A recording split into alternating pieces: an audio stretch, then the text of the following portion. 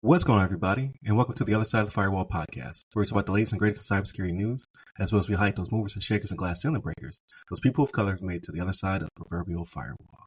My name is Ryan Williams, and as always, I'm joined by Shannon Tynes. What's up? What's up? What's going on? And Daniel Acevedo. How's it going, guys? Can't complain.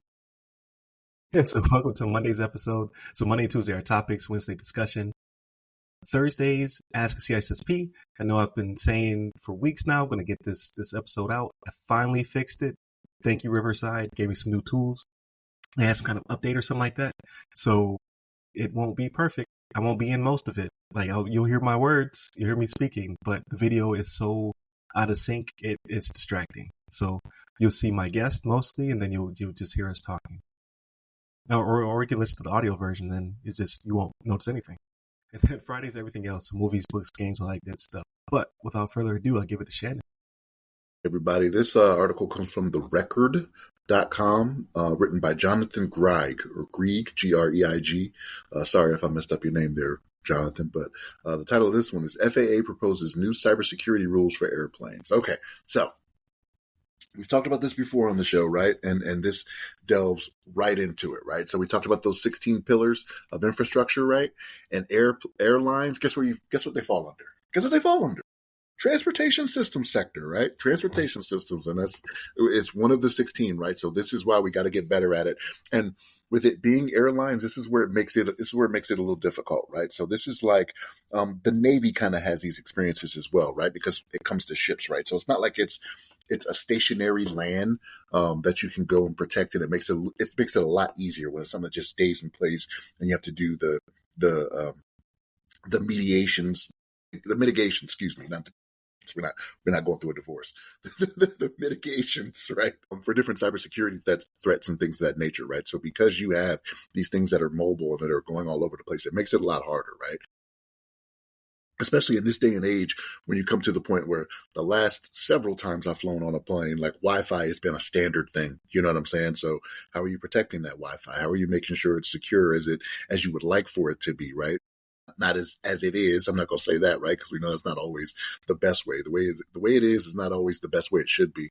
But this is one of those things where you have to be more serious about it. And that's what's coming about from this article, is that they want rules that are going to protect the equipment, the systems, the networks of transport category airplanes, engines, and propellers against intentional, unauthorized electronic interactions that could create safety hazards. And again, it falls under one of the 16 pillars, and this is one of those things where we do mass transit through airplanes, right? So we have already seen it, not just here in America, but here in America, 23 years ago now, where airplanes were used as a weapon, you know what I mean, for terrorism, you know what I mean? So it's kind of weird that they're putting so much emphasis on it now, you know what I mean? But this is something that we know can be used as a tool to cause havoc and chaos and like I said, be a weapon for terrorist activity. So the fact that FAA proposes new cybersecurity rules, good. I'm always for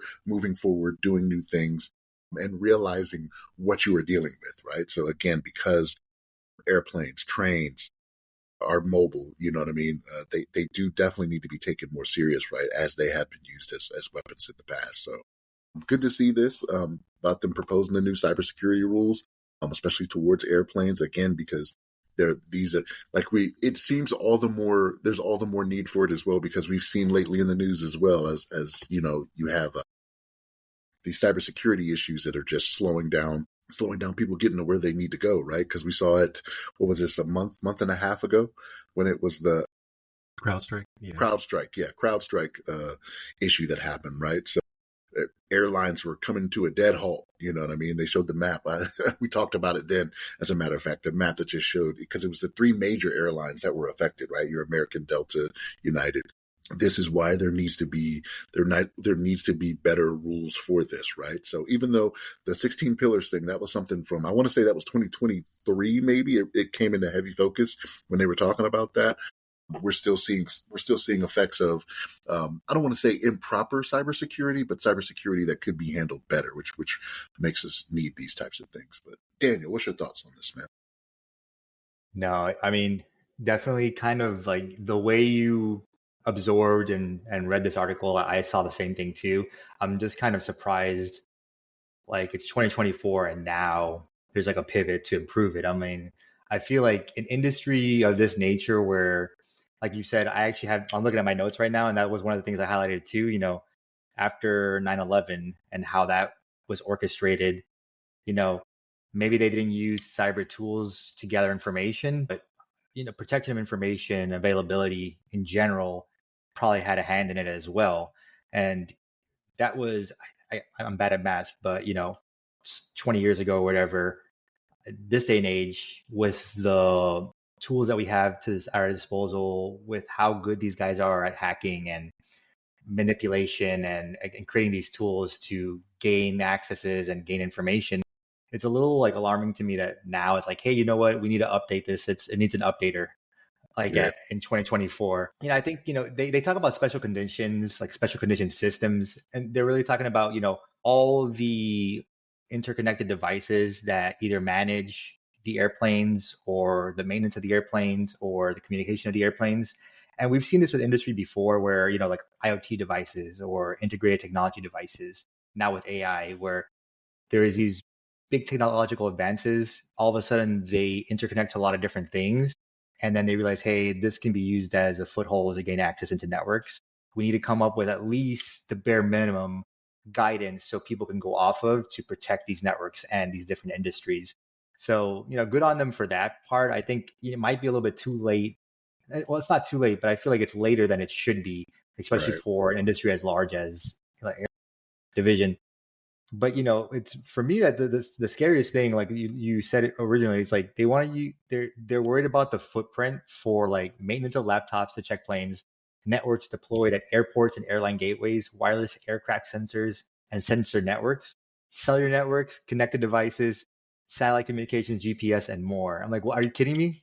Like this, it's like a huge thing, right? This is kind of, we've seen it with these hackers doing ransomwares for hospitals, and I'm not trying to create the next Netflix or Max HBO hit, TV series here, but what's stopping someone from going, hey, we've hijacked the GPS or satellite communications to this airplane, you know, American Airlines, Delta pay us $5 million right now, or we're going to give them bad directions and we're just going to crash the plane.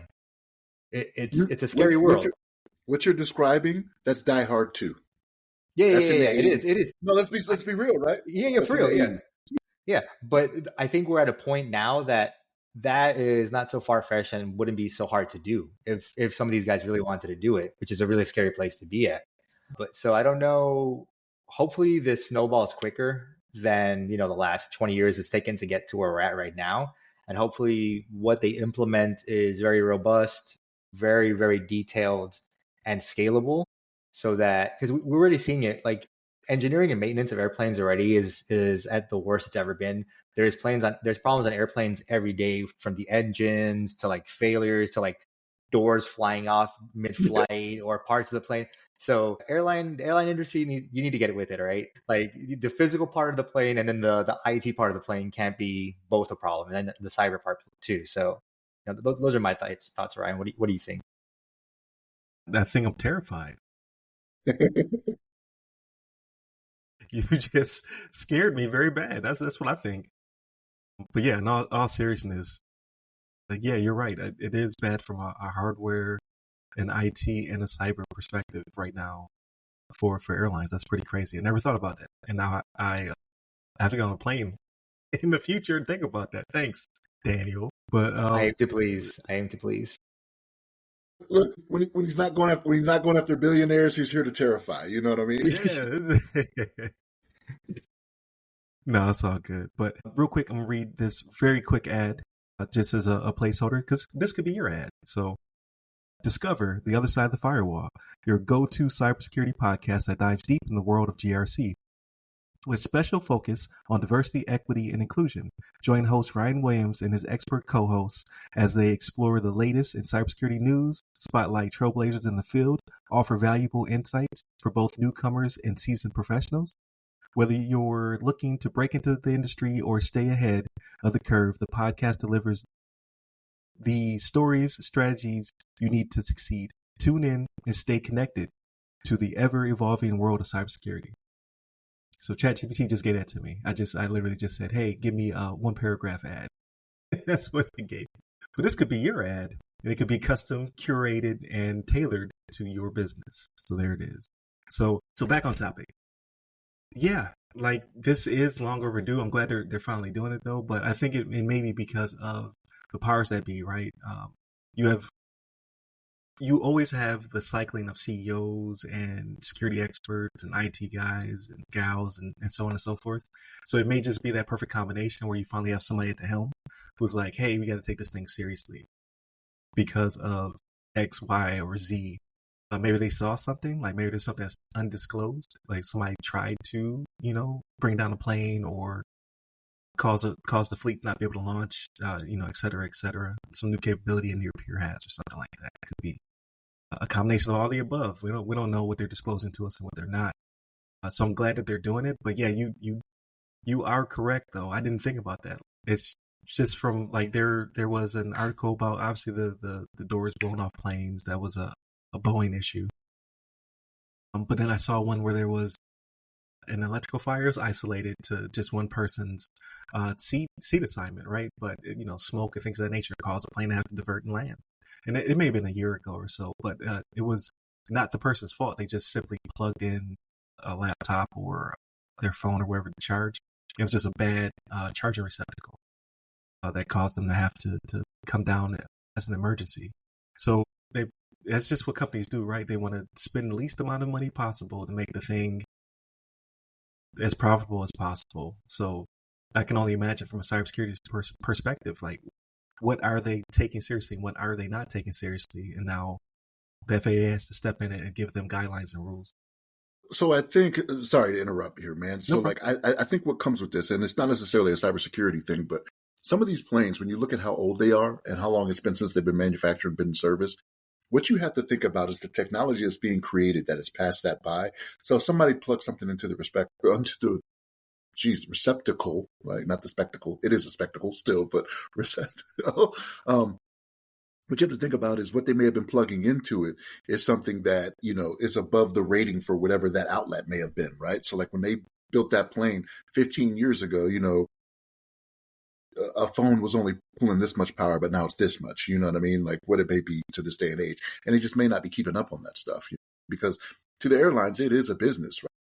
They book those flights. Like this is something that's not very well known. Is they book those flights to over 100% capacity, right?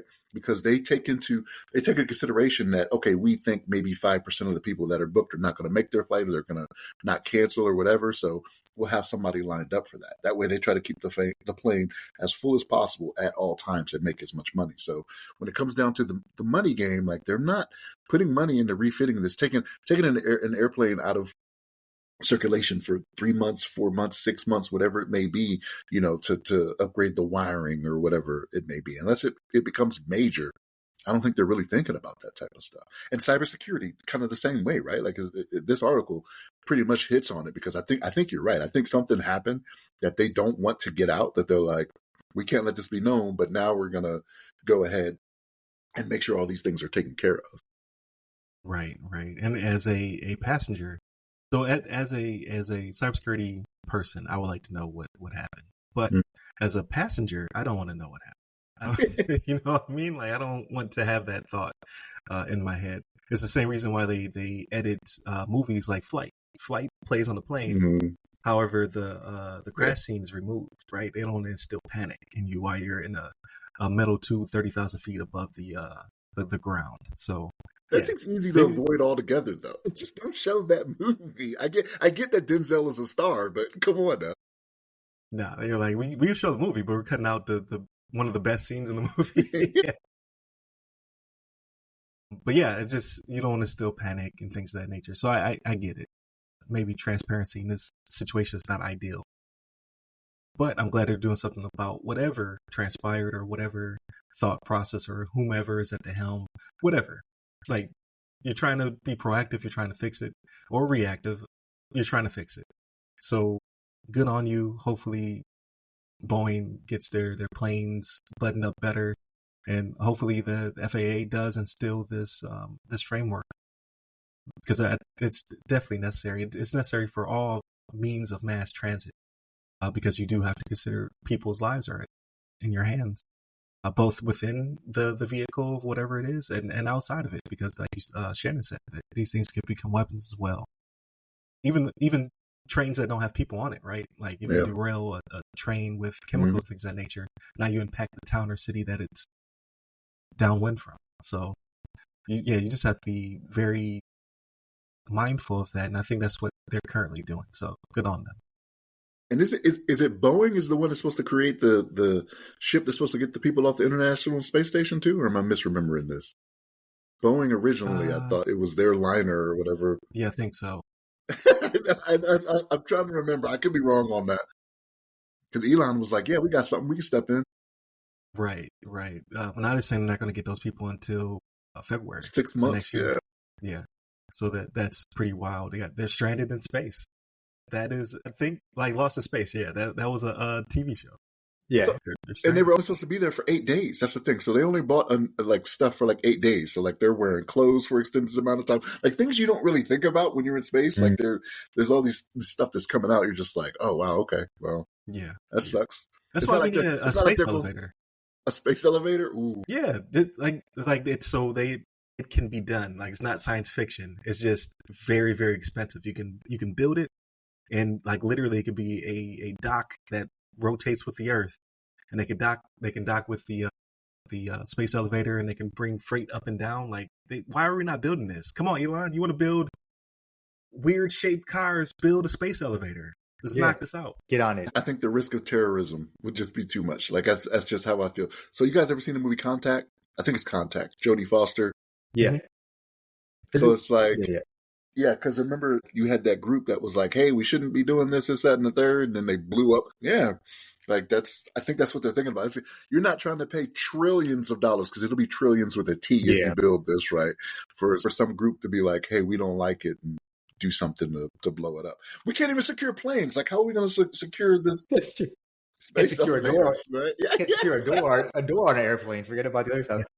But it's a good segue back into the article, maybe to round it up, though, is, the biggest takeaway from this article, though, is that the airline industry, if you've ever met somebody that does the air traffic control, it's a very difficult job. And then you have, purchasing the tickets, you have all these logistics that are in the background, that if cybersecurity can't be a linchpin that's faulty in this structure, because there's too many moving parts, and every part that's moving along in airplane travel is as important as the next. It's very easy to intercept and interject yourself as a threat to bring the whole thing down. So that's why I think this is really long overdue. And FAA's got really smart people, smarter than me. They're going to do right by it. And, the people are going to be safe, and we're going to be better for it moving forward to the future. Yeah, absolutely. And then a positive note. Yeah, I was going to say, thanks for reining us in. You're talking about space elevators and stuff. We'll definitely continue to tune in to the podcast. So again, Monday, Tuesday are topics, Wednesday discussion, Thursdays, Ask a CISSP, and then Fridays, everything else, movies, books, games, all that good stuff. Hit up all the websites that go by our name, The Other Side of the Firewall, The Other Side of the FW, or Ask a CISSP. You can give me a person. I'm at RY Security Guy. That's RY Security Guy. You can find me pretty much on all the platforms. And where can they find you, Daniel? On LinkedIn under my name, Daniel Acevedo. There it is. Stay safe. Stay secure.